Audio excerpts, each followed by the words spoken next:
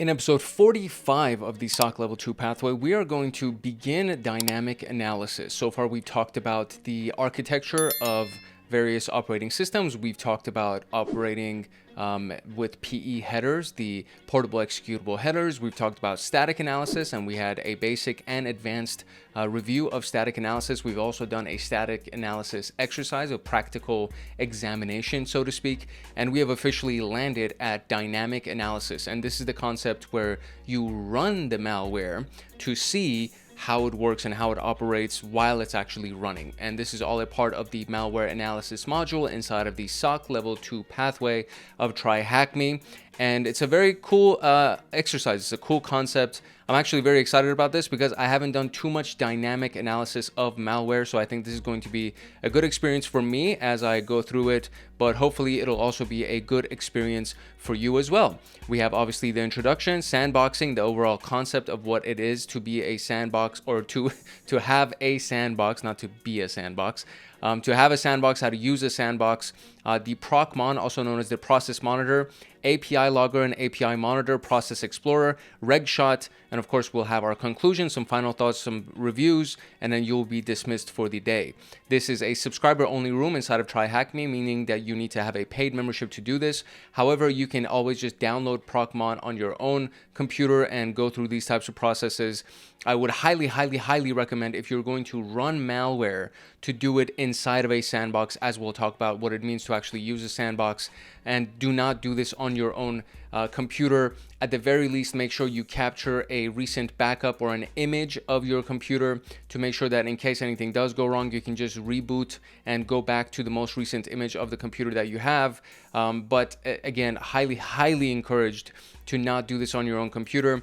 Do it inside of a virtual machine, or do it inside of a situation, an environment like TryHackMe. This is one of the reasons why TryHackMe is so powerful, because they give you these virtual machines that you can use for analyzing malware and actually running malware and seeing how it responds. And then of course there's all of the hacking exercises that you can do, where you can hack target machines and victim machines without being subject to felonies, because hacking without permission is actually a felony. So that's my spiel about why TryHackMe is awesome. This specific room has been developed by Myrol Izafar. I have no idea if that's how you pronounce it, but this is one of the staff members of TryHackMe, and they've completed 26 rooms. They've generated a number of rooms for us, including CAPE, investigation with Windows, so on and so forth. So they've done some really good stuff, and they've contributed to the community inside of TryHackMe. Or I'm sorry, these are the rooms that they have completed. The rooms that they have created is the macOS Forensics Artifacts, which is a hard level room, and it's a free room, by the way, so you don't need a paid membership for that. macOS Forensics Basics, which is also free, Advent of Cyber 2024, Linux Logs, and so many other rooms. They've actually created a bunch of different rooms for TryHackMe members, and just a big shout out to Myrol Izafar. I think that's how you pronounce that. I have no idea.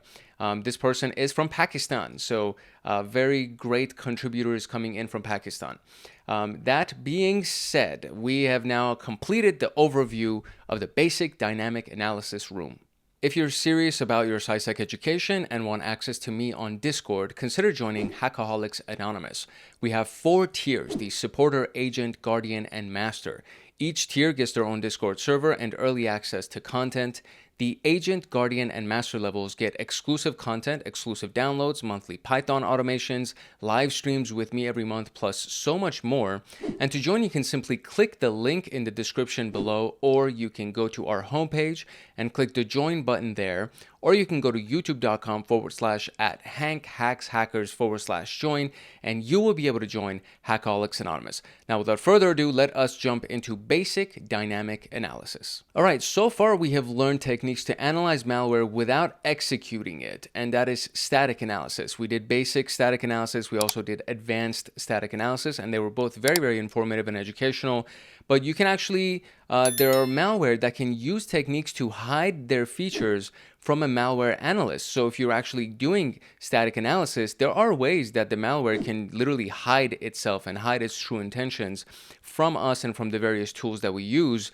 So no matter how well it can hide its features from static analysis, the primary purpose is for it to execute, or for it to run.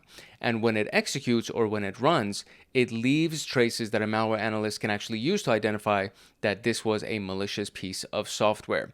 So we're going to be using basic dynamic analysis to get this done. The objectives are sandboxing and using a sandbox for malware analysis, the components of a sandbox, and how to create one for yourself, using ProcMon, process monitor, to monitor a process's activity, using API logger and API monitor to identify API calls made by the malware, using EXP or Process Explorer to identify a process is modified maliciously, and of course using RegShot to track registry changes made by the malware. The prerequisites are pretty much everything that we've talked about so far. So introduction to Windows API is actually not a room that I think I've done, but it is good to know about the Windows API, and you can always just refer to the Microsoft documentation from the Microsoft website to learn more about API calls and the various commands and processes that launch behind the scenes and the various libraries that Windows uses to support various applications. We have Windows internals, which we've talked about, intro to malware analysis and basic static analysis. All of these things we've talked about in the malware analysis module that we're currently in right now. We just have not done the intro to Windows API. But again, you can refer to the Microsoft documentation and literally just go to Windows API. So let's actually do that. And what you can get is a bunch of descriptions, right? So if you go to the programming reference for Windows API, you will get a bunch of different categories from which that you can go into, and then inside of this you can just find the different API calls that are done, and from there you'll be able to find what each one of these things can actually do and how they can affect the system, and ultimately how these things can be used in malicious activities. Now, there's another website that we talked about in the last video, which is the malapi.io, which is a really, really powerful website as well. And this website is one of those things that shows you the various APIs that can be used from malware or by malware. These are things that can be used by malware to essentially compromise your Windows machine, right? These can be used for exploits inside of malware. So these are really crucial APIs to know about Windows, because these are the ones that can actually be used inside of malware. Now, that being said, let's jump into sandboxing. Anything that has to do with malware analysis, there's an emphasis that it should only be done in a controlled environment, ideally a virtual machine. But then certain malware actually have features inside of them that detect whether or not they're in a virtual machine, and if they are, then they won't do the malicious activities that they've been coded to do. So if it's not inside of a virtual machine, the next best thing is to do it inside of a sandbox. And this is even more important when you're doing dynamic analysis, meaning you're going to execute the malware, you're going to run it, and you can see what it actually does as it's running. So it's very, very important to understand this concept, because during static analysis, accidentally, you can execute the malware. You can accidentally double click on the malware. But if you do it inside a dynamic analysis, you're intentionally executing it. You're intentionally running it because you want to see how it runs and how it responds. And it makes it even more important to use a sandbox environment. So what's required to create a sandbox? The concept here is, number one, you need an isolated machine, ideally a virtual machine that's not connected to live or production systems, and is dedicated for malware analysis specifically. The ability of this machine to save its initial clean state and revert to that state once malware analysis is complete, that's very important, which is what I was referencing earlier when I said you need to have an image of your computer. This is why virtual machines are so easy to deal with, because if you download Flare VM, for example, it's been designed for malware analysis. You download the ISO image or the install files essentially, and then you can run it, you can install it, and then go ahead and run the malware analysis, and whatever the malware ends up doing to the virtual machine doesn't really matter, because you can then just tear it down and then launch it again. You can reinstall it using your original install files, and everything should be fine. So this is called creating and reverting a snapshot, and we'll need to revert to the original clean slate before analyzing a new malware, so that whatever infection happens from the previous malware doesn't contaminate the analysis of the next one, and so on. Monitoring tools that can help you analyze the malware while it's executing inside of the VM. And these can be automated, as we've seen in automated sandboxes, or they can actually be manual, requiring the analyst to interact with performing analysis. And we'll learn about some of these ones in this particular video. Then we have the file sharing mechanism that can be used to introduce the malware into the virtual machine and send the analysis data or report out to us in our own machine or in a different machine. And shared directories or network drives are used for this purpose frequently, or often I should say, but we can also be careful because the shared directory is unmounted when executing the malware, and the malware could actually infect all of the files inside of the shared directory. So you need to be careful, and you need to make sure that the shared directory is unmounted while you're doing the analysis so that it doesn't go ahead and corrupt the files inside of the share, because that could be one of its intentions. So this is very true of ransomware, because ransomware is designed to encrypt all of your data, which will then require you to pay them a ransom so that they can give you the decryption key. The intro to the malware analysis room, we learned about some automated sandboxes to help perform dynamic analysis. We can also learn about some tools to help create the sandbox, which gives us more analysis control. So virtualization is this concept of a virtual machine and launching virtual machines either from your current computer, from your host, or doing it on top of what they call a hard metal, I think is what it's called, when you actually do it on top of your core hardware. So these three tools that we have right here are the VirtualBox, the VMware Player, and Workstation. Allow us to create virtual machines isolated from the local machine. VMware Player can't create snapshots, so keep that in mind. For dynamic analysis, snapshot creation is a critical requirement, so you may not want to use VMware Player. I don't even know why they mentioned it. If we can't use it, it kind of seems silly, but whatever. The VMware Workstation and VirtualBox have the snapshot creation option and are therefore suitable for malware analysis. VirtualBox is free, so that makes it the ideal choice. Apart from these, there are server-based virtualization like Zen Server, QEMU, maybe, SXC, and a variety of other ones that help with virtualization on a dedicated server. These types of setup is often used by enterprises for their virtualization. Security research organizations often use similar technologies to create a VM farm for large-scale virtualization. But for this video, we're just going to skip all of those things and install an OS in it. So what we're going to do is that the virtual machine operating system needs to be the same as the malware's target operating system for dynamic analysis. And this is what you would find out ideally during your static analysis. When you're analyzing it, you would find out what type of operating system it wants to run on so that you can use that operating system to actually launch it. So in most cases, it's a Windows operating system. And we're going to be talking about those things in this particular video. We're going to be talking about Windows operating system, and we're going to be launching a malware that is designed for the Windows operating system. So once we have the VM with the OS installed, we have to have some analysis tools on the VM. There's automated analysis tools, and they have built-in tools that analyze malware behavior. For example, the Cuckoo Sandbox, also known as ProcMon, is a tool that records malware activity in a Cuckoo Sandbox setup. I really like that name for whatever reason. Obviously, I think the reason is that it's just so silly. You know, cuckoo for Cocoa Puffs or going crazy, whatever. We will learn about some of these tools to perform dynamic analysis. Once we have the required tools installed in the VM, before running any malware on the VM, we must take a snapshot. So just keep this in mind, right? Before you run the freaking malware and after you've installed your tools.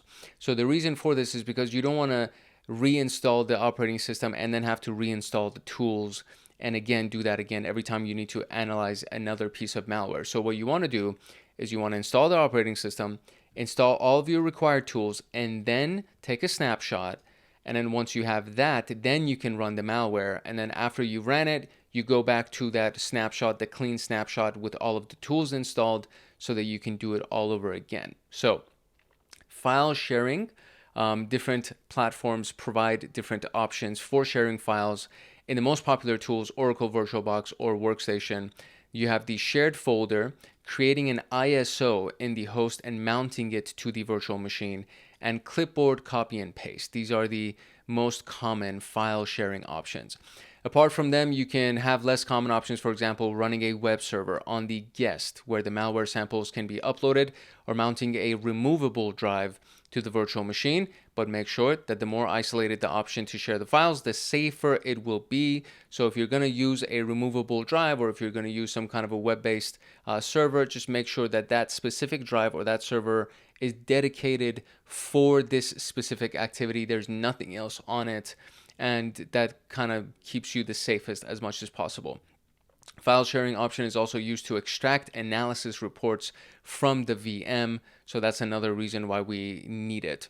Once we've created the virtual machine, once we've installed our tools, we've taken the snapshot, and we placed the malware inside of the sandbox, we can then start analyzing the malware. And that's what we're going to be talking about. So if an analyst wants to analyze Linux malware, what OS should their Linux, or what OS should the sandbox virtual machine have? And obviously it should be Linux, because they're analyzing a Linux malware. So that makes sense. All right, so let's talk about the process monitor. Process Monitor, also known as ProcMon, is a part of the sysinternals suite, which is a suite of utilities that's been created for a variety of different purposes, including security and investigations, as we're going to be going through. This is created by WinInternal software and purchased by Microsoft. Sysinternals consists of many handy utilities that provide advanced functionalities for Windows, and one of those things is ProcMon. Now, before moving forward, we're going to start this thing, which I've already done. If you want to remote desktop into it, this will be the username and password, but you would still need to start the machine so that you can actually connect to it. And then from there, you would get an IP address assigned to you. This is the one that's been assigned to me for the length of this video. And then after that, you need to connect via OpenVPN to the TryHackMe server, and then you can remote desktop and connect to it. Once it's started, we can go to the following location to start ProcMon, which is Desktop, Tool, Utilities, ProcMon EXE. You can always just search for ProcMon EXE as well, and then you can launch it. Once you do, these are the key areas of ProcMon. 1, 2, 3, and 4, and we're going to get the descriptions right now. So showing and opening the save options. So the open and save options, these are for opening a file that contains ProcMon events or saving the events to a supported file. Number 2 shows the clear option, which clears all the events currently being shown by ProcMon. It's good to clear the events once we execute a malware of interest to reduce the noise. And then we have the filter option, which gives us further control over the events shown. And then the toggles of turning on and off the registry, these pieces right here, each one of them have a different element. So turn off the registry, turn on and off file system, network, process or threads, and profiling events. Below those controls, you can actually now see time, process ID, event name, path, etc., which is all the things that we see right here. So time, process, all these columns that you see right here, these are of the relevant events here. We can observe that these events are shown in chronological order by default. ProcMon will show an overwhelming number of events occurring on the system. And for ease of analysis, it's wise to filter them to get the things that you are most interested in. Filtering the events can be done easily from the events window itself. So for example, if you right click on something, you can actually create a filter, right? So you can do include Explorer, exclude Explorer, and include events before or exclude events before, exclude events after, exclude events before, etc. So you can see all those choices. For example, include Explorer, right? Or exclude Explorer. And once you do that, you'll be able to, and this is like right-clicking on Explorer itself. When we actually right-click on Create File, it'll give us the options for that. So include Create File or exclude Create File, so on and so forth. Advanced filtering allows us to look at things, for example, in a menu that was marked as number 3 in the first image, right? You can get that filtering menu. And when we click on this, this is what we're going to see. So we want to look up everything where the process name is something or is not something, then include and then add another one. And then you can add more and more rules or filters to filter things out for you. and select filtering values like process name, the relation, the value, the action. If the checkbox is ticked, the filter is applied. Otherwise, the filter is ignored. We can see that the first two filters are not applied in this particular screenshot right here. And then the third filter states that if the process name is ProcMon exe, then exclude that event from reporting. Therefore, we don't see any events related to ProcMon exe. It must be noted that an include filter will show events that are related only to that entity. So if we include Explorer exe, only the events with that will show up. I mean, this pretty self-explanatory. There's something also known as the process tree, which is a view essentially, and this is the icon that shows it to us. This will help us identify the parents and children of different processes. As shown, we can see the example below. So a process right here, and then you can see the tree of the child items, for example. So WinLogon.exe, it has these things, and it also has CSRSS, and then WinLogon.exe in this instance has the font and DWM. Explorer has ProcMon under it, etc. So you can see the parent as well as the children items. So monitor the sample of this particular case using ProcMon. This sample makes a few network connections. What is the first URL on which a network connection is made? So now I get a chance to actually open up the virtual machine that we have and open up ProcMon and look at the first piece. All right, here's our Flare VM Windows machine. I can just do ProcMon like this, and it should bring up Process Explorer or Process Monitor, excuse me. And so that will actually open up Process Monitor for us. And now from here, we're going to open the sample file. So sample1.exe is the one that we're more interested in. So I'm going to go to my desktop. I'm going to click on samples, and it says there's nothing in here, interestingly enough. So let's see what we can do in this case. Oh, you know what? Completely my bad, because we're supposed to just be running it. We're supposed to run that malware. So that being said, there was an option for us to go ahead and clear everything. So Control X will clear that. Control X should clear all of that as well. And it just keeps bringing more things up, it seems. So let me see if I can just do like a Control All type of a feature and see if I can go ahead and... I don't think so. I think it just keeps adding more, like, because I clear them up and then it just keeps adding more and more and more. So I don't think that will really make that much of a difference for us. So what we can do is we can now launch, because it's so crazy. It's literally goes in the tens of thousands immediately, and it keeps adding more and more events, and there are so many of them. Look at this. Look at how many freaking events there are in this thing. So what I'm going to do is I'm just going to double click this, and we're going to run it, and let's see how it works. And automatically you start seeing the one exe under the process name. So there was like a surge of data that came under that process name, and then it kind of went away, and now it's not really showing up that much anymore. I just saw a few trickles here and there, but for the most part that was pretty much it. So now what we can do, oh, there you go, we get some more stuff going on as well. So I think it'll, like, every maybe 5 to 10 seconds it'll actually do that. So what we're going to do is we're going to create a filter, and from here we are going to look for the process name itself. So the process name is going to be 1.exe. That's what I want. So I'm going to click on that, and you do not add the items that you were editing. Added now, yes. And so there we go. Now we have all of the things that are relevant to 1.exe, and everything should be in chronological order. And we can see from here that it actually is in chronological order. And so if I go to the very, very top of this whole thing, it should show me the first connection. So process start happened, operation, etc. And then there needs to be something that we're looking for, which is which URL, which a network connection is made. So what is the first URL for which the network connection is made? Now the operation in itself needs to be something that has to do with a connection to something. So it could be a TCP connect. There we go. This is what I have right here. TCP connect, TCP reconnect. These could be some of the things that could be available for me. So now I can go ahead and, I guess, add more filtering to this whole thing. And I mean, this thing is still running and it's still doing a bunch of things in the background. So Obviously, this thing is not, I mean, I haven't stopped it, and I haven't destroyed, I haven't taken the virtual machine down or anything like that. So all of this stuff is very, very interesting information that's going on with this freaking piece of malware. So let's expand this here.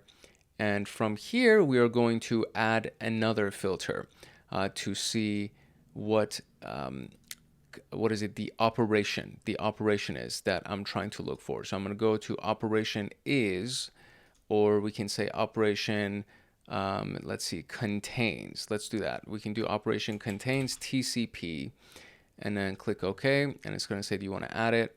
And so there we go, TCP reconnect, and this is these are some of the paths, right? So this is the stuff, and there we go. So it has the connection of THM Windows-based compute internal, and then it's going to this domain name, it seems, right here. So let's see if we can open this up and copy that little element right there. This element, I believe, is the piece that we are most interested in. So let me see if I can just highlight that, and then let's see if we can copy that and take that over here. And there we go. So we have the TCP connection for the first URL. Now, what network operation is performed on the above mentioned URL, and is the TCP reconnect is what it says. So there's the TCP disconnect, but then there's also TCP reconnect. So TCP reconnect would be the operation. What is the name with the complete full path of the first process created by this sample? So the name with the complete full path of the first process that's been created. So I need to go to my filters, and I need to reset my filters, and it's going to show me everything now. And what I'm going to do again, I'm going to create a new filter, and the process name again is going to be 1.exe. There we go. And then we're going to add that. And so now that should be applied here. And now I can see everything over here. And what I want is create file, right? So it says, what's the complete full path of the first process created? So it might not be create file, it might be create process, might be the operation that we have. So let me see, create query, create file, reg open. There are so many freaking items under this thing right here. So let's see if we can go to the top and see if it says create process, because it does say create file a lot. So I do see that a lot, but I am curious to see if create process will be something that I can go ahead and manage. So what I'll do is I'll just go ahead and in the operation, what I'm going to do is I'm going to say operation will contain the word create, and let's see if that does anything or what it actually kind of narrows it down to. So we do say a bunch of create files, as we can see right here. We see create file, we see thread create, we see create file mapping, create file mapping. Let me see if I can see a reg create and create file.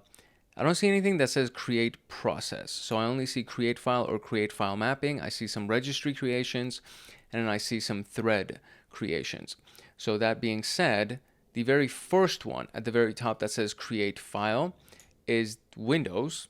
The next one is the Windows system wow log DLL, which none of those things seem to be the thing. So if we do a create file mapping, still nothing. Then we have this thing that's interesting, which is the create file administrator samples 1.exe. That might be a thing. I'm not sure if that's the case. Let's try that one though. Let's see if that's actually the path that they're looking for. I'm not too sure about it, but we can see that maybe it is. Oh, it is. Okay, so what is the name with the complete full path of the first process created by the sample? So this is the thing, right? So when we run it, there's a bunch of create file operations that exist, and there's create file mappings. But for the most part, they seem like normal dynamic link libraries or normal elements. Then there is this actual file. So this is a DLL. It's not necessarily a file. It's a DLL, dynamic link library, which is a series of functions and commands, API calls, etc., that exist inside of it. And this is the very first one that's actually a file. So the 1.exe is actually a file in this particular case, which happens to be the name of our malware. Now, before we move to the next task, terminate the VM instance and start it again so that we have our VM restarted from the snapshot. That way it's not contaminated with the malware execution. So I'm going to do that now. So I'm going to go ahead at the very, very top here. And this is what it means, right? So this is essentially what we're going to have to do for every single one. We're going to terminate it to terminate the machine so that it is no longer running with that malware, because I would have to go through an entire process to try to remove that malware and all of the signatures and the connections and everything else that it's done, which is just way easier to terminate the instance and then restart the instance. So we terminated it. Now we're going to restart the machine. So I'm going to restart it. And obviously it's going to, because I'm super zoomed in, it's telling me that I need to zoom out a little bit. So I will do that. I'm going to give it some time. And once it's fully set up, we will then start with the next section here, which is the API logger and API monitor. Okay, our virtual machine has actually restarted. I opened it up in the new window, so we have access to it. And now we can talk about API logger and API monitor. So the application programmable interface, also known as API, performs a lot of tasks. And so Windows OS abstracts the hardware and provides that element for us. So for example, there's an API for creating files, an API for creating processes, creating and deleting registries, so on. And this is the database of all of the APIs that can be used inside of malware, right? So this is the malapi.io, right? malapi.io. And this is the website that basically outlines all of the things that can be used inside of malware. It's not, I wouldn't say that it's the definitive list. I'm pretty sure that there are other things that can be used inside of malware, because hackers tend to be very creative, and that it's not the full list in my humble opinion, but it is a very good list to get you started. So one way to identify malware behavior is to monitor which API a malware calls. And the name of these things are generally self-explanatory. And you can find also the full list again inside of the Microsoft documentation for programming reference. And this is the one that we saw at the very, very beginning. So we have two resources now. We have malapi, and then we have the official documentation from Microsoft as well that lists all of the APIs that can be used in total, right? So now we're going to talk about the API logger and API monitor, which can help us identify what API calls the malware is making. So API logger is basically giving us information about the API calls. So we can start it in the virtual machine that we have, navigate to the path, which is the utilities, or you can just, again, search for it, right? When it opens up, this is kind of what you see right here. And then from here, to open a new process, we can click the highlighted three-dot menu. As we can see, where's the highlight? I think it's this piece right here. That's the highlighted three-dot menu. When you click it, a file browser opens up. It allows you to check the file that you want to monitor the API calls. Once you select it and click inject and log, it'll actually start running it, and it'll actually start running it. And then we can see the log of all of the API calls that have been made in the lower pane right here, the call log. So open process, create tool help, open process, create tool help, open process, exit thread, is debugger present, etc. So we can see all of those things. We can see the PIDs of the process that we're monitoring and all the API calls with basic information about the API in the message field.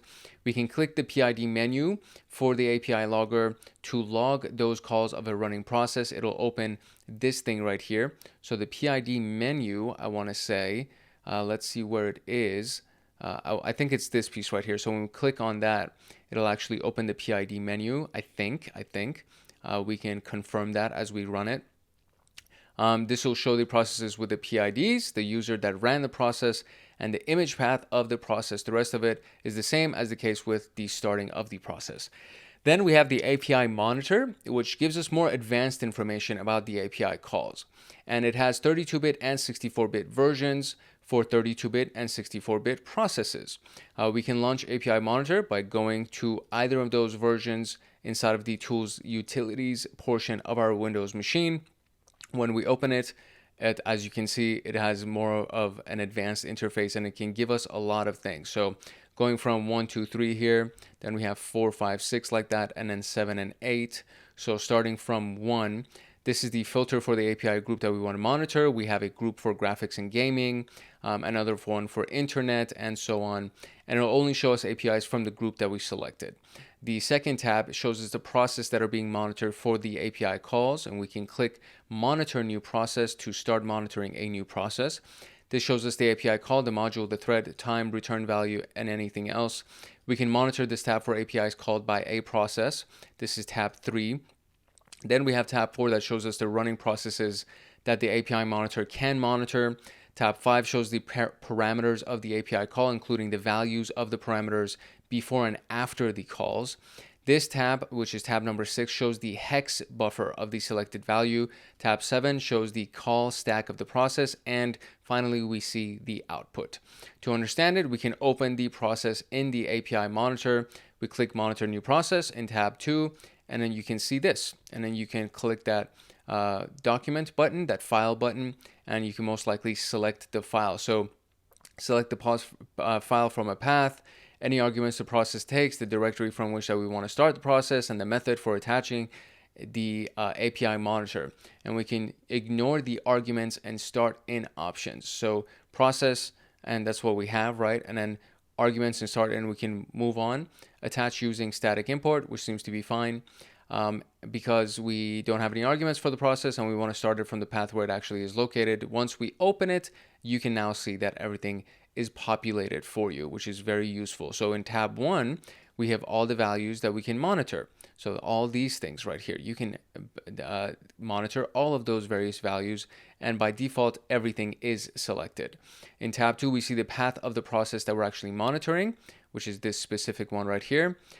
Tab 3, a summary of the API calls. The highlighted API call can be seen as reg open key, and then hence we know that the process tried to open a registry key. We can see that the API call returns an error, which we can see in the return value field, and the error details can be found in this tabs field. So this is what we see right here, reg open key, and then inside of that, underneath it, you can kind of see that there's this, I think the error I think is inside of it, or maybe not. I think it's actually, this is what they're saying in the return value.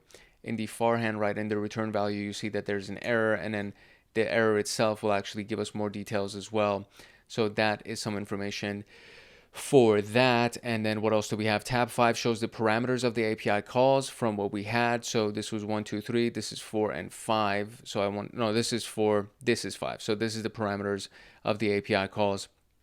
Tab 6 shows the selected value in hex. Tab 7 shows the call stack of the process. So this is the call stack right here.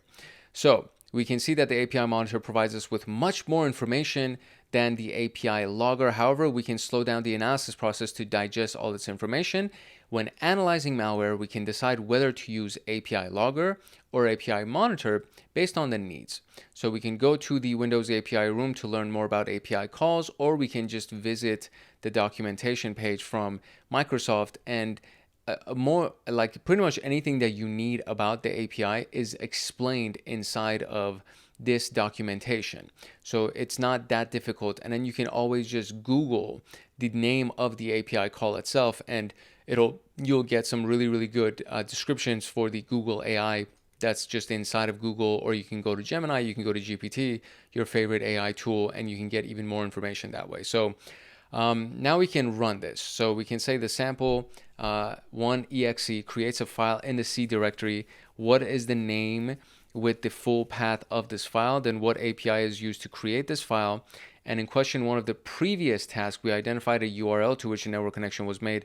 What API call was made to make that connection? We noticed in the previous task, after some time, the sample's activity slowed down such that there was not much being reported against the sample. Can you look at the API calls and see what API call might be responsible for it? And then keep the VM and sample running and move to the next piece. So we're not going to crash it at the end of this one. I'm guessing we're going to be using it again. So let's go ahead and analyze 1.exe one more time. But now we're going to be doing it inside of our API. I'm going to use the API logger, or no, it's not API monitor.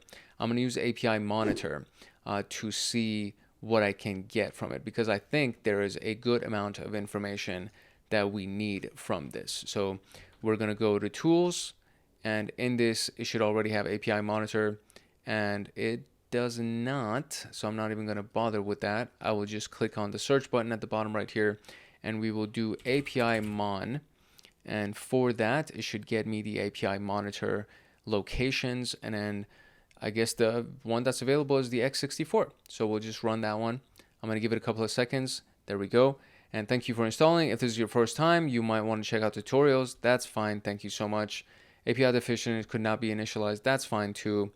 And monitoring is currently disabled. To monitor new processes, enable monitoring or launch another instance. So I will enable monitor. API definitions could not be installed. Please make sure that the temporary directory is valid, an API monitor is running, and an account that has permissions to write files to the system. Okay.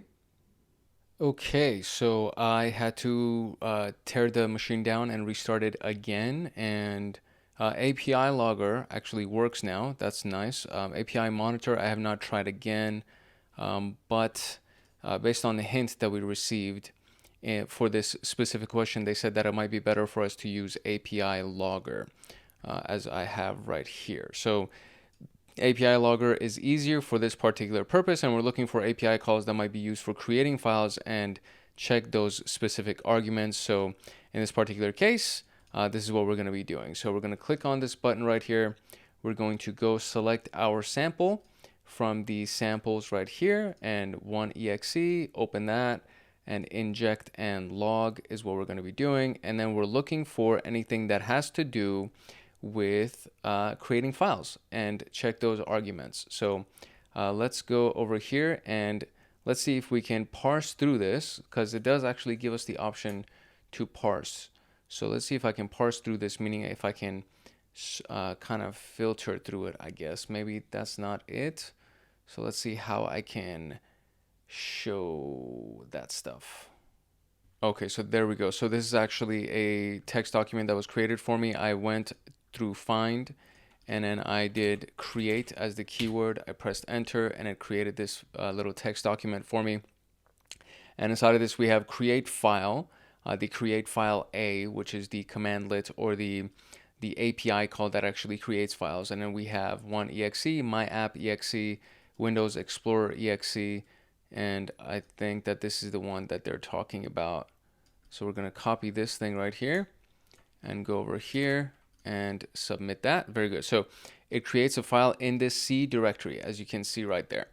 So what API is used to create this file? That is the create file A. And in question 1 of the previous task, we identified a URL to which network connection was made. What API call was used to make this connection? So what we can do now is we can actually go and search for that specific URL and just find the API call. Although I feel like in the ProcMon, the API call itself might have actually even been there as well. But what I can do now is I can go ahead and copy this domain and go click on file and then search for the file, or search for that string, that domain name. And okay, so it doesn't give me anything. So interesting. Let's see what else we can do to search for this. I can always just do the first part of it. So if I do 9473155512, let's say, and that's not going to show me anything either. I think what it's doing is that it's pulling up or searching for the individual API calls. I don't think it's actually searching for strings inside of it. Maybe we can search for arguments maybe. So let me see what the hint tells us in this case. So it says the URL in the previous task had an IP address at the start. Check for that IP address in any calls. Okay, so maybe we can do that. So maybe I can, instead of searching for the full thing with dashes, what I can do is I can delete this and then do this. I'll do 94.73.155.12, and then I will delete the first part of it and search for that. Okay, there we go. So now we actually have the internet connect, and then now we have the IP address here. So there it is. So internet connect W is the API call that was used to make that connection. And we noticed in the previous task that after some time, the sample's activity slowed down such that there was not much being reported against the sample. Can you look at the API calls and see what call might be responsible for it? And we can see that you might need to leverage some knowledge of from one of the previous or prerequisite rooms to identify sandbox evasion techniques. So it could be a variety of different things, really. And what I'm going to do is I'm going to start doing some Googling to see what API calls might be responsible for slowing down activity, or at least the detection of the activity. So interestingly enough, it's actually at the very, very bottom, because I think this is going in order, right? So if we look at the bottom right here, there's this command right here that is actually pretty consistent across most coding languages as well. When you use sleep, it basically kind of stops interacting. It stops doing things, and it'll do it for a number of seconds, and you would tell it to sleep for however many seconds. And in this particular case, it's 1E078, and then so you saw that it actually updated immediately in real time as well. So it slept for that long, it exited thread, and now it ran this thing again, and it'll probably sleep for some other time as well, and it'll do that again. So sleep is actually my best bet in this particular case, without doing any researching or anything of those things, and it happened again. So look at that, sleep again. So yeah, sleep would definitely be my best bet in this case. And there we go. So we got it. So now it says keep the VM running and sample running and move to the next section. So let's do that. And now we can move to Process Explorer. Process Explorer is also from the SysInternals suite, and it's a more advanced form of the Windows Task Manager. It's a very powerful tool that can help us identify process hollowing and masquerading techniques. And we can open this by going to the Utilities folder and just opening a Process Explorer. When you open it up, this is what it looks like. And it shows all the different processes running in the system in a tree format. And we can also see the CPU utilization, memory usage, process IDs, description, company name. We can enable the lower pane from the view menu to find more information about them. And this is what we can see right here. So now you have the lower pane, and it gives you more information about each one of these things. When we select the process in the upper pane, we can see details about it in the lower pane. And we can see the handles of the process that open for different sections, the processes, the threads, the files, the mutexes, and semaphores. That's a new word as well. So I don't know what semaphore is. So let's look at the Google explanation here. Synchronization tools used in concurrent programming to manage access to shared resources by multiple processes or threads, preventing race conditions. Okay, so semaphores, very, very interesting. All right, so this handles inform us about the resources being used in this process. If another process or thread in another process is opened by a process, that's a lot of process. So if another process or a thread in another process is opened by a process, it can indicate code injection into that process. Similarly, we can see DLLs and threads of the process in the other tabs of the lower pane. The word process has lost all meaning to me right now. For some more details about a selected process, we can look at the properties of the process. We can do that by right-clicking the process name in the I don't know why this is so funny to me right now, but like the more I say it, I'm like, dude, okay, we can do that by right-clicking the process name in the process tree and selecting properties. When we open the properties of a process, we see something like the below image. So here we go. This is what we see here. And process masquerading. So the properties function shows us a lot of information about a process in its different tabs. Malware authors sometimes use process names similar to Windows processes, or commonly use software to hide from an analyst's prying eyes. The image tab, as shown in the above screenshot, helps an analyst defeat this technique. By clicking the verify button on this tab, an analyst can identify if the executable for the running process is signed by the relevant organization, which will be Microsoft in the case of Windows binaries. In this particular screenshot, we can see that the verify option has already been clicked. Furthermore, we can see the text no signature was present in the subject. So if we go over here and we can see verify has already been clicked, And then for the signature, let's see if we can see no signature right here. So no signature was present in the subject for Microsoft Corporation, right? So it should say in the image file, it should say Microsoft Corporation as the signature, and it technically has the name here, but that could be something that they manually entered. But when you do verify, it can show you that that actually is not the case. So this means that although the executable claims to be from Microsoft, it's not digitally signed by Microsoft and is masquerading as a Microsoft process. This can be an indication of a malicious process. We must note that this verification process only applies to the image of the process stored on the disk. If a signed process has been hollowed and its code has been replaced with malicious code in the memory, we might still get a verified signature for that process. To identify hollowed processes, we have to look somewhere else. Process hollowing. I don't know why. I'm like, it makes me giddy right now. Like, it makes me giggle. Another technique used by malware to hide in plain sight is process hollowing. In this technique, the malware binary hollows an already running legitimate process by removing all its code from its memory and injecting malicious code in place of the legitimate code. We talked about this in further detail in the last episode. So in the last video where we actually go through advanced static analysis, we do talk about process hollowing quite a bit. So I don't know how in depth we're going to go right now, but if you want more about this about this specific process, then go ahead and check out the last video. So while an analyst sees a legitimate process, that process runs malicious code of the malware author. Process Explorer can help us identify this technique as well. When we open strings in a process's properties, we can see something like the below screenshot. So we're looking at strings here, and we can see these various elements, and this program cannot be run in DOS mode. And then you see other elements in this particular case. And so at the bottom of the screenshot, we can see that the image and memory for the options that we have right here, these two things, when we select image, Process Explorer shows us strings present in the disk image of the process. When memory is selected, it extracts the strings from the process's memory. In normal circumstances, the strings in the image of a process will be similar to those in the memory, as the same process is loaded in the memory. However, if a process has been hollowed, we will see a significant difference between the strings in the image and the process memory, hence showing us that the process loaded in the memory is vastly different from the one stored on the disk.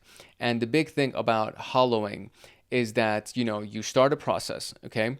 You started normally, and it's a regular, safe process that has been started. And what happens is that it suspends. So when you do process hollowing, you first start it, then you suspend it, meaning you don't close it necessarily. You're just kind of pausing it from running. After you suspend it, you go ahead and allocate some kind of virtual memory for your malicious code. And then you input your malicious code inside of that virtual memory, and you get an address for that malicious code the virtual memory.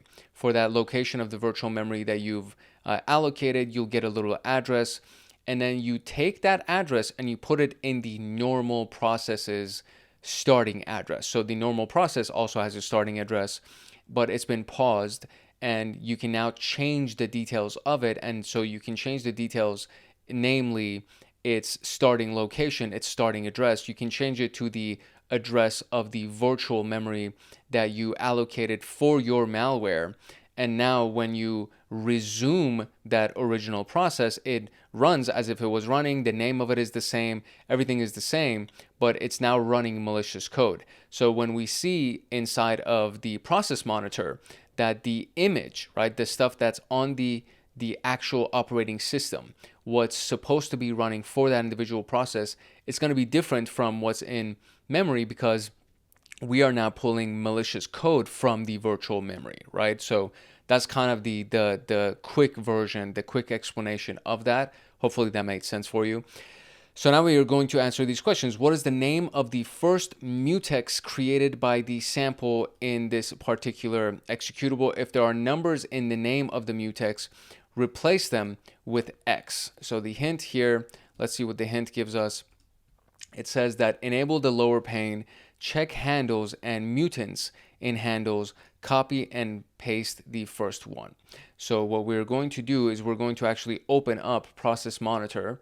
First things first. So I'm just going to close the API logger, and I'm going to go ahead and open up ProcMon. It's ProcMon, right? Or is it Process Explorer? I can't remember. Oh, it's Process Explorer, excuse me. So we're going to open up Process Explorer. There we go. Once we open that up, we can open the pane in the view location. We can look at the lower pane, so lower pane view, and we're going to open up the handles. I want to say, I think that's what it said, right? So let's see what the hint gave us. It said check handles, yeah, and mutants in the handles. So now what we're going to do is we're going to look for the malicious process that we have. I'm just going to open this up in a bigger window. Hopefully it will not crash on me and it'll still work and everything will be fine. Okay, so here we go. This is what we got here. We can expand this now. And now we're looking for that one exe that's been running in the background. So there it is at the very bottom of the left-hand side. So now we have this thing, and in this element at the bottom, we have a bunch of information that might be interesting. So the specific information that we are interested in is the mutex. So we're looking for mutant categories. So you can actually see that there's mutant categories in this particular case. And now it's looking for that location. And so it says to take the name of the first mutex that was created by the sample, and if there are numbers in it, replace it with an X. So we'll go to the very, very top, and we're going to scroll through this and see what the first mutant instance is that's going to show up for us, which is this thing right here. So let me see if I can copy that. I can't, so let me open it up, and this is what I have. So I can copy that now, and I can go ahead and paste it in here, and then replace the numbers with X's is what they're saying. So X right here, and then we will do an X right there. I mean, this is kind of crazy, but let's see. X, X, X, X, and then this one right here, 1, 2, 3, and then this last two, 1, 2, and let's see if that's right. That is right. Okay, great. Interesting. Now, is the file signed by a known organization? Answer with yes or a no. So the file being this file in particular, right? So if we're going to go here, we'll right click on this, we'll look at the properties, and we're going to go to the image itself, right? And then click verify, and no signature was present in the subject. So we're going to say no. I mean, I could have guessed no because it is malware. So I can imagine that it would be not signed, but we can just verify that the way that we did. And now we have, is the process in the memory the same as the process on the disk? Answer with yes or no. And I can again tell you that most likely it's not. So if we go look at strings and we look at these things, and we have the process in the memory in the disk itself, which is the image. And if we look at the memory information, we can kind of see that it's not the same, right? So at the very least, we can just look at these initial levels, and then we can see that it's not the same. We can try to look at a lot of other things in here, and we can probably see that it's also not the same. It's clearly not the same. So none of these things are the same, because when you go through these, you can see all these commandlets that are supposed to be running and a variety of L's and etc. And these things have no commandlets or API calls that are in it. There's no series of L's. So all of those things would imply that they are not the same. So we can do N for that as well. And now it says, please move on to the next task and terminate the VM and start it again from scratch. So we're going to now close the window.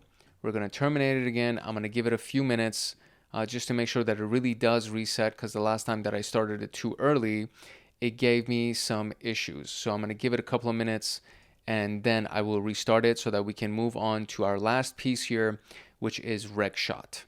Right, here we go. I have already restarted the virtual machine, and it should be done in approximately 15 seconds.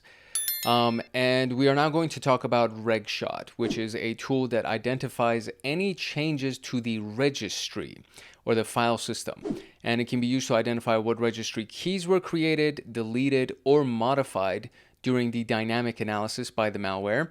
And it works by taking snapshots of the registry before and after the execution of malware, and then comparing the two snapshots to identify differences between the two. So very simple. To execute this, we would find it inside of our utilities folder, and when we execute it, this is what it looks like. So when we execute it, this thing first pops up, right? The output path that we select in the attach VM might actually be different because every time that you start the virtual machine, the output path most likely will change, which is what you can kind of see right here, but it can stay the same. They said it might be different, right? So it may not necessarily actually be different. In this simple interface, if we select the scan dir 1 option, we can also scan for changes to the file system. However, for the sake of brevity, we will only cover registry changes in this room. To start, we can click on the first shot option. It will ask us whether to take a shot or take a shot and save it. Once the first shot is taken, we see something like this. So first shot, this is what it looks like. Okay, great. And then we have the saved shot of the registry. We can execute the malware. Once we have the executed malware and are confident that it's performed this malicious activity, we can take a second shot. And now we click the second shot option. And right here, I guess they just right-clicked it, maybe. And then you can right-click it. Or I guess when you do click it, it'll say either shot or shot and save. And now that we have both shots, we can compare them to identify the registry changes. We do that by clicking the compare option. And then when you do that, it'll say keys deleted, keys added, values deleted, values added. It'll show you a bunch of things. So it's very, very useful. This is actually very handy. So it shows all of those things, deleted, modified, etc. It also shows changes to the files and folders. We see 0 changes to folders and files because we had disabled the scanning of the directory while taking the shots. So that part makes sense. So if you actually want to see the changes in the files and folders, you would also do scan directory to take that shot as well. If we had enabled this and provided directories to monitor, we would have been able to see details about file system changes. For now, let's move on to the results of the execution. If we save the results by clicking on compare output RegShot, it provides us with the changes in the registry as shown in this particular case. So these are all the ones that were deleted. These are all the ones that were added. There were 20,000 keys that were added. That's insane.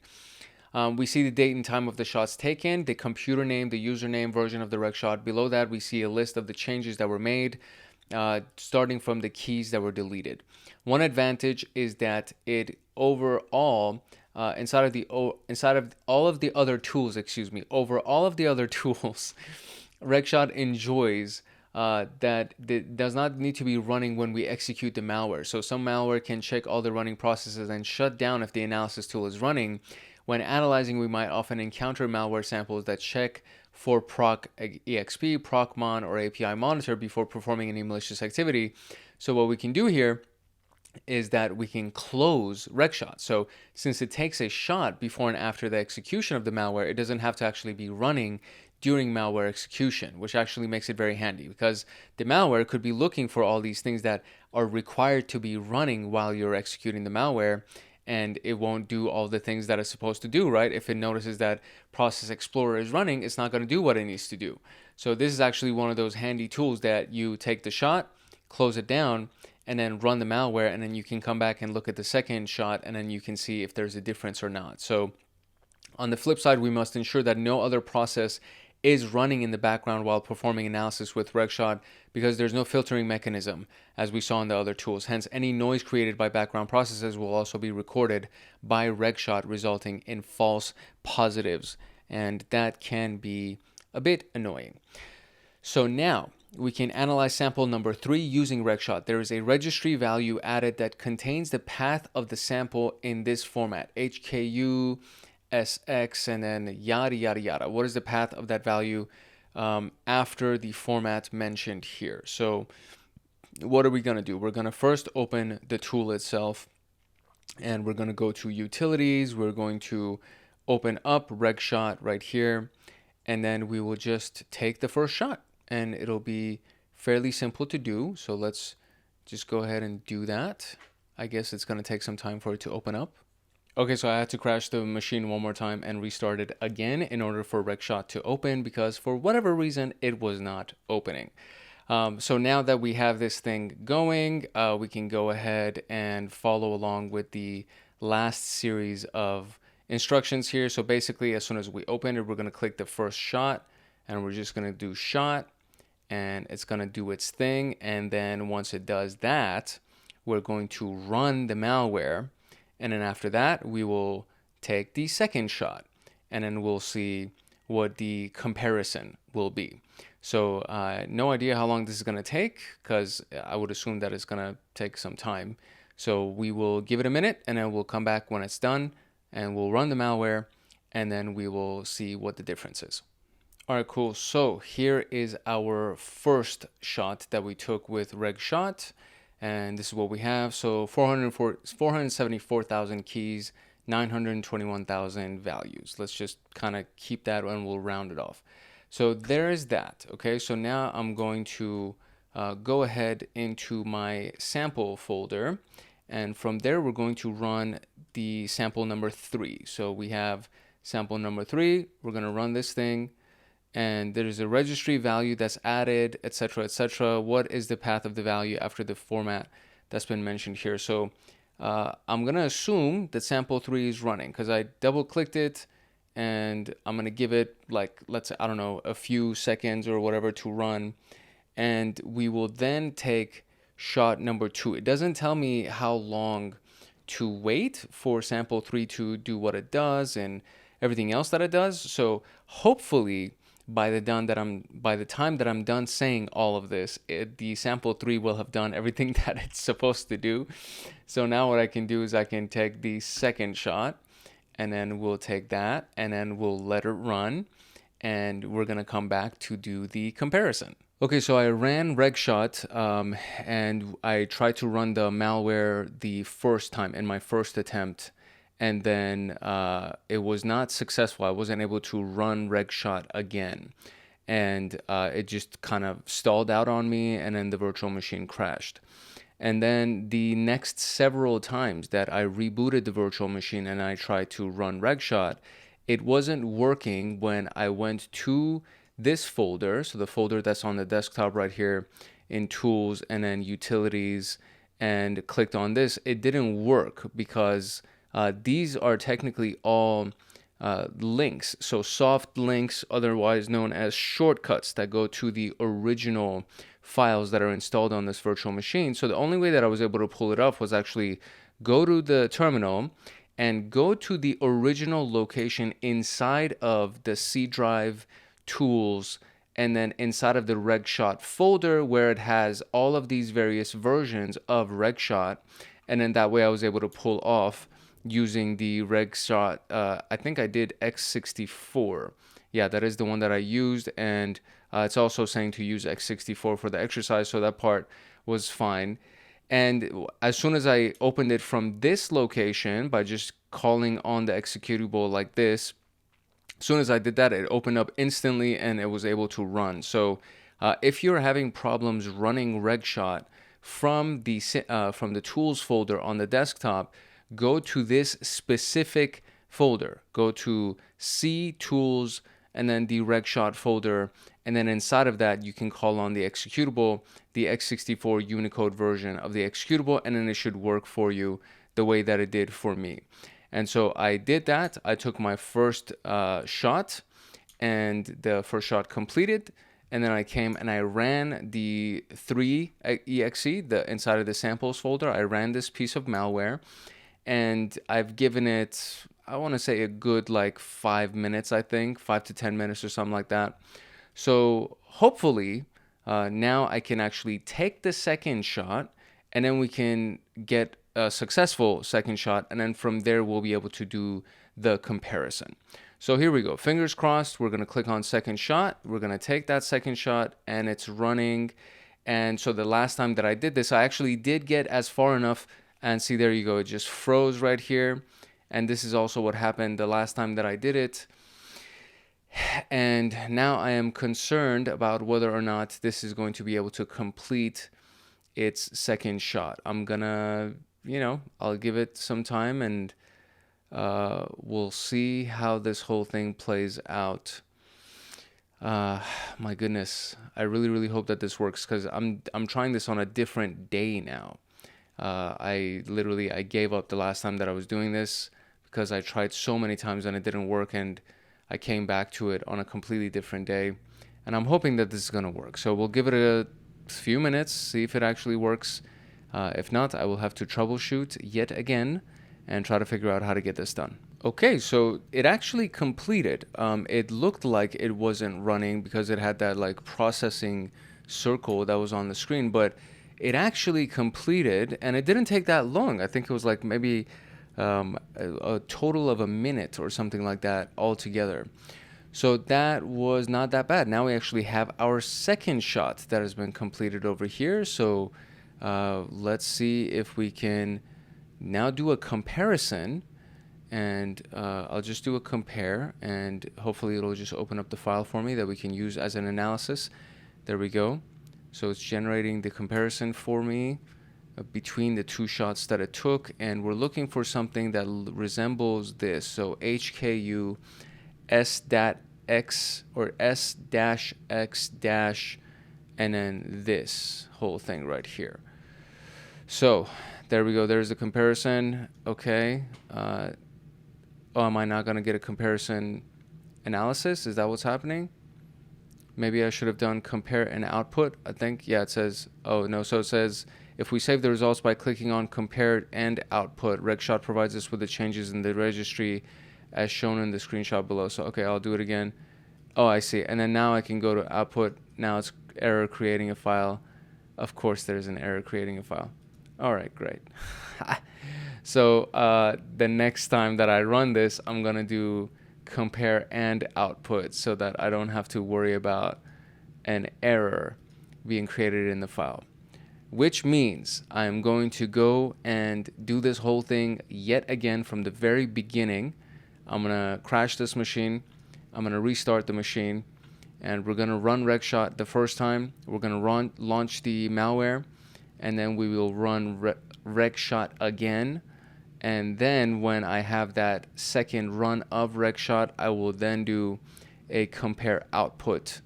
And all of the steps will be exactly the same. I'm going to run it. I'm going to run the malware. Then I'll run the second shot. And then once that's done, I will do compare output. And then we'll just pick up the recording from that point. Okay, so here we go. We came back. I restarted the machine. I ran RegShot, did the first shot, and then I started the malware, and I ran RegShot on the second shot, and I saved both of those shots just in case. I don't know if that's going to help us or not, but I saved both of those shots, and they're inside of my documents folder. So shot 1 and shot 2 are both inside the documents folder.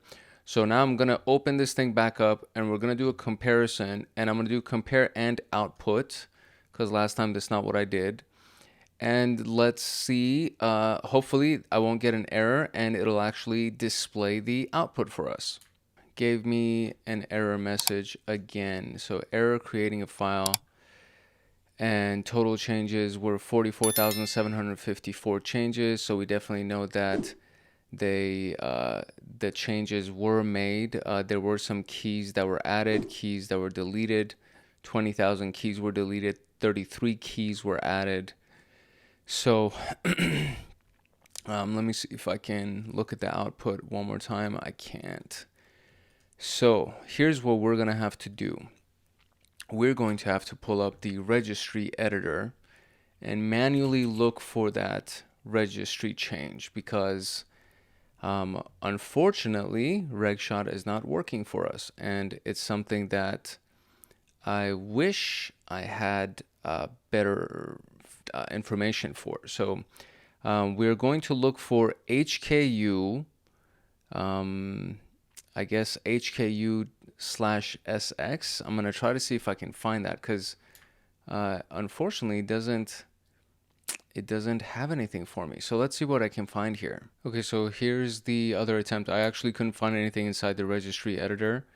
But what I did was I looked at, I closed down RegShot, I reopened it, and then as my first shot, I loaded the shot that I had saved. As the second shot, I loaded the shot that I had saved. I clicked compare, it finished the compare, and now, moment of truth, it still is not creating the file for me, which is now getting to the point that we have a little bit of an issue, it seems. So let's see what we can do here.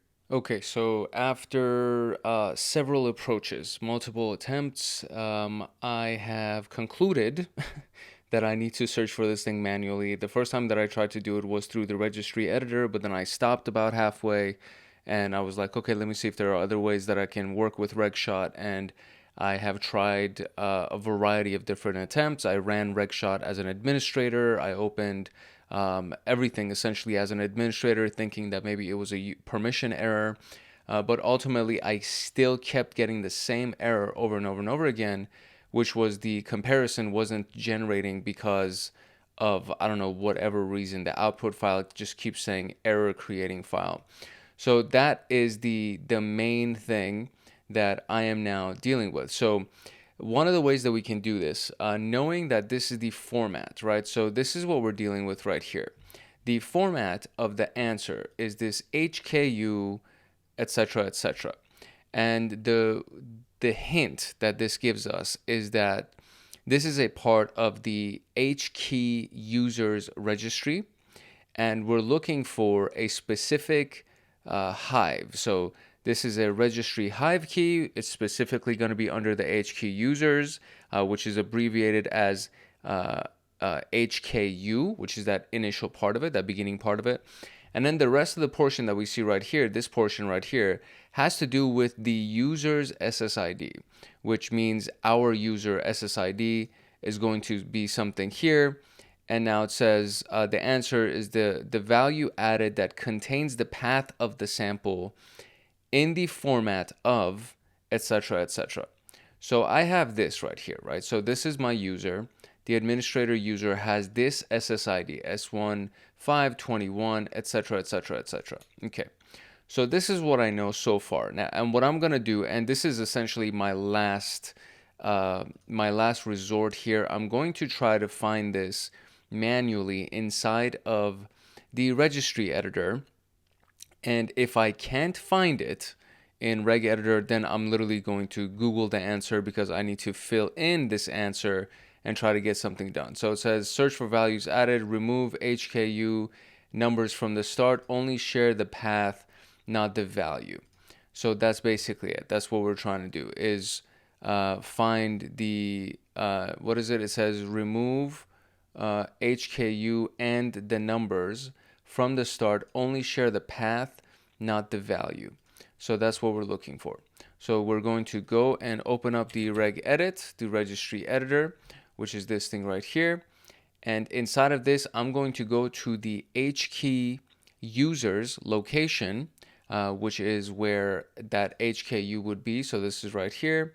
And inside of that, we're going to look for our admin, which is S15211966, ends in 3061, etc., etc., etc. And then we're looking for this one right here. That's the specific one right there. So I'm going to open that one now. And this is where potentially the malware would exist, would be in any of these specific locations. So HKey users, S1, etc., etc. Now I have to do some digging here to see where I can potentially find the answer.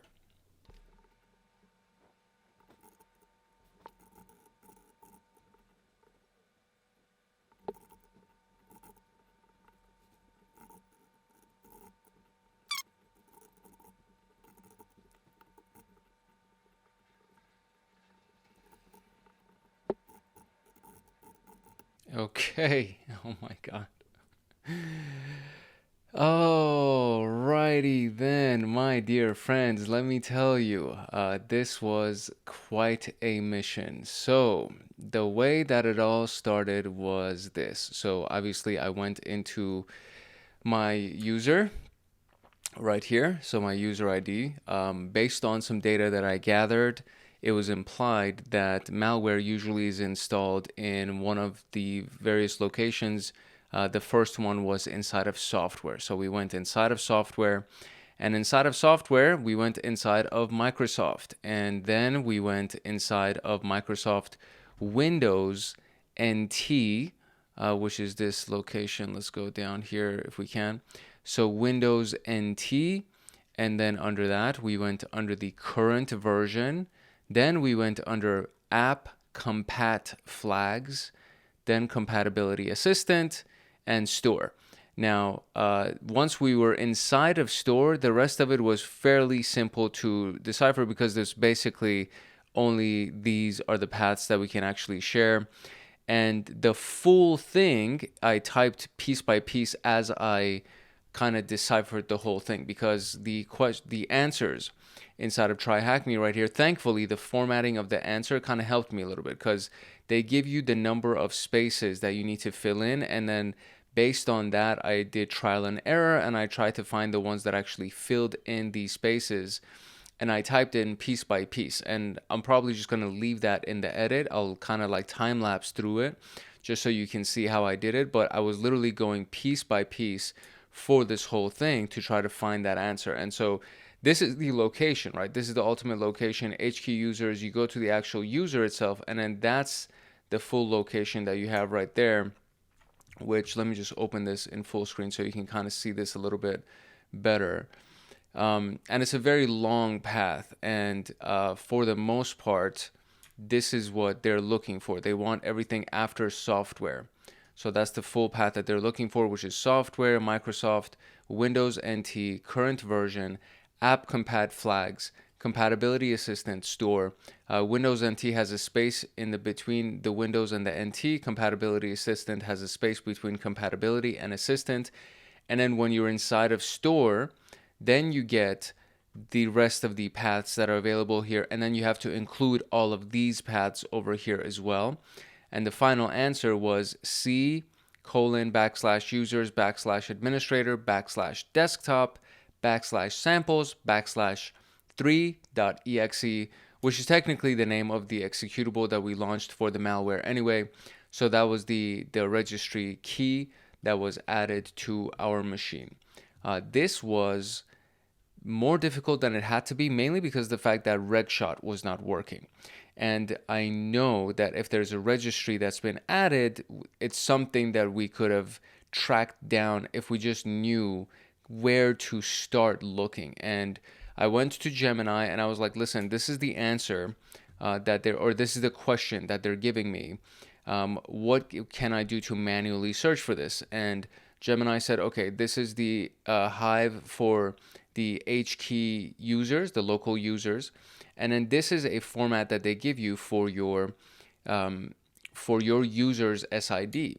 And so for that, I just literally was like, okay, well, you can just do who am I, and then look for the user, which is exactly what we did here. So I just typed for who am I /user, and then it gave me my username, and then it gave me my SID. And the SID helps us track down which location of the registry we needed to go to try to find our data for our Hive, for our user's Hive. And so that's the SID for my user. And then after that, it was literally kind of just a process of elimination, guessing, trial and error. That's really all it was. And the hint that Gemini gave me was malware is usually installed in software. So I just started with software, and then I typed in software, and it fit. So it fit the number of spaces that it gave me. I was like, okay, maybe I'm on the right path. Then I typed in Microsoft, that fit. I was like, okay, there was a space between these elements right here. And so I was like, okay, so let me see if I can find anything under Microsoft that actually has a space in the name. And so Active Setup has a space, but it didn't fit. And I kept scrolling down, and I was like, what else has a space? Okay, Internet Connection Wizard, that doesn't fit. Internet Explorer, that doesn't fit. And I just kept going, and I kept going. And then finally it got to the point that it was Windows NT and Windows kits, where I was like, okay, these are the closest Windows NT actually fit, and then current version fit, and so on and so forth. And I just kept going until I ended up at store. And then inside of store, these were the values that existed. And then again, guesswork and process of elimination, so on and so forth. So that was really the only way that I was able to find it. This should be much, much simpler if RegShot actually works for you when you run this exercise, because it should have no problem generating that comparison file. But in my unfortunate situation, it couldn't generate the comparison file. So now it's like, all right, we got to do the manual work. These tools are supposed to help us make our life easier, but it didn't make my life easier, and I had to do manual work. But ultimately, I got the answer without actually going and Googling the answer and being spoon-fed by the internet. And that's actually one of the big thing that I'm really proud of, is that I found a way to find that answer. And now I've worked through the logic with you so that you can find the answer in case you run into something like this, and you know how to come to the conclusion instead of somebody just spoon feeding the answer to you. So there is that, and I can finally terminate this freaking machine. It took a couple of days to do this task, to do this specific task for RegShot. It took a couple of days, but it is now done. It's now over, and we can conclude this video. We are finished with this video. So let's do some final thoughts, some reviews, and we will be out of here. You will be dismissed.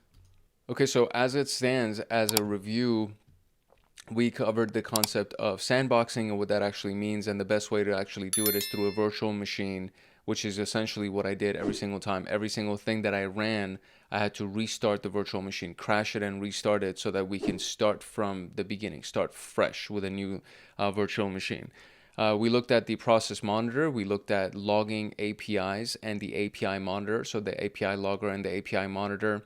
We looked at the process explorer, and then finally we looked at RegShot. And RegShot, in theory, is a good tool. It's a good utility. Unfortunately, it just gave me some problems, and I had to kind of find my way manually, which it is what it is. I feel like I'm better for it. I feel like I learned more as a result of it. So it's kind of like a blessing in disguise. That's the silver lining in the dark cloud. So that's essentially what we went through. And in conclusion, the dynamic analysis, we learned that you can monitor a process using ProcMon and filter out the processes to focus on the process of interest. You can look at what API calls we're making, figure out if a malware sample is trying to evade detection by performing a process masquerading or process hollowing exercise, and Process Explorer was the tool for that.